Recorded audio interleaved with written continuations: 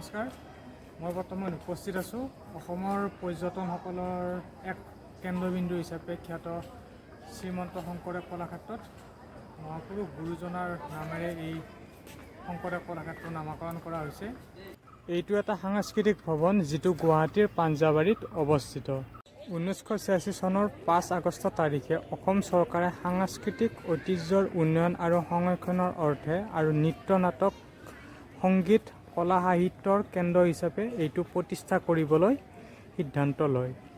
1988 চনৰ 2 ফেব্ৰুৱাৰী তাৰিখে সেই সময়ৰ অসমৰ ৰাজ্যপাল মহামান্য শ্ৰী ভীষ্ম নাৰায়ণ সিংদেৱে এই প্ৰকল্পটোৰ আধাৰশিলা স্থাপন কৰে। 1990 চনত অসম চৰকাৰে কলাক্ষেত্ৰ আঁচনিখন অসম চুক্তিৰ ক্ল' 6 অন্তৰ্গত কৰিবলৈ ভাৰত চৰকাৰক অনুৰোধ কৰে আৰু 1998 চনৰ 9 নৱেম্বৰত প্ৰাক্তন ৰাষ্ট্ৰপতি কে.আৰ.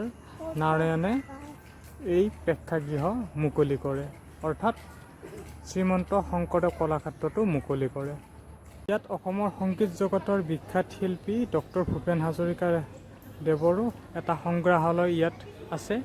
এইটো হৈছে ললিত কলা ভৱন। এইটো এটা গ্ৰাফিক ষ্টুডিঅ' আৰু প্ৰেক্ষাগৃহ। ইয়াত ৰাজ্যিক আৰু ৰাষ্ট্ৰীয় স্তৰত প্ৰদৰ্শনী, চিত্ৰশিল্পী, ভাস্কৰ্য আৰু বহুতো বিষয়ৰ ওপৰত ইয়াত প্ৰদৰ্শনী অনুষ্ঠিত ইয়াত কৰা হয়।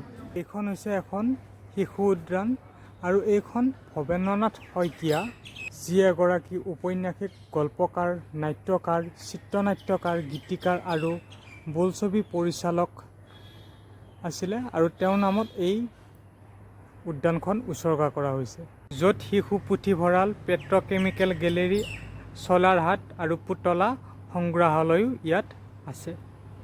এইটো হৈছে পূৰ্বজ্যোতি সংগ্ৰহালয়। এই যাদুঘৰটোত প্ৰায় 4,000টা শিল্পকলা আছে আৰু এই শিল্পকলাসমূহত সত্ৰীয়া নৃত্য, মুখা, সংগীত বাদ্য, বোকাৰে বনোৱা শিল্প, বয়ন শিল্পৰ লগতে উত্তৰ পূৰ্বাঞ্চলৰ কুটিৰ শিল্প, কাঠৰ পৰা উৎপন্ন হোৱা বস্তু, কাঁহ পিতলৰ বস্তু আদি ইয়াত উপলব্ধ আছে। ভিডিঅ'টো চাই কেনেকুৱা পালে কমেণ্ট বক্সত আপোনালোকে জনাব। এটা বেলেগ ধৰণে বনাব খুজিছোঁ, গতিকে কমেণ্ট বক্সত আপোনালোকৰ মতামতটো দিব আৰু নেক্সট ভিডিঅ'ত আপোনালোকে বেলেগ এটা ঠাইৰ সেই ঠাইৰ বিষয়ে পাব। গতিকে আজিলৈকে ভিডিঅ'টো এইখিনিয়ে আছিলে। ধন্যবাদ, শ্বেয়াৰ কৰি দিব।